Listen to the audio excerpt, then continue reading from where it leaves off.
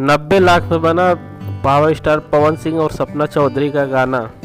और दोस्तों कब आएगा ये गाना और इस गाने का बजट क्या है दोस्तों, ये जान करके आप लोग हैरान रह जाएंगे दोस्तों बताएंगे आपको पूरी जानकारी दोस्तों। लेकिन आप हमारे चैनल पे अगर नए हैं दोस्तों तो वीडियो को दिल से लाइक करके और चैनल को सब्सक्राइब कर दीजिए।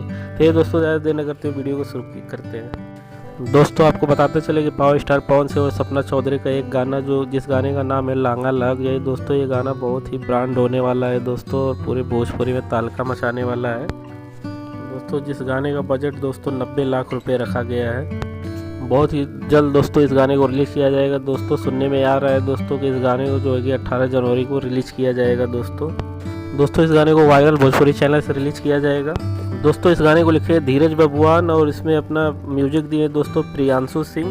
दोस्तों बात करें मेल सिंगर की तो इसमें पावर स्टार पवन सिंह ने गाया है और फीमेल सिंगर की बात करें दोस्तों इसमें शिल्पी राज ने गाया है दोस्तों। आप फिट की बात करें तो फिट में दोस्तों सपना चौधरी हरियाणवी डांसर क्वीन सपना चौधरी देखने को मिलेंगी।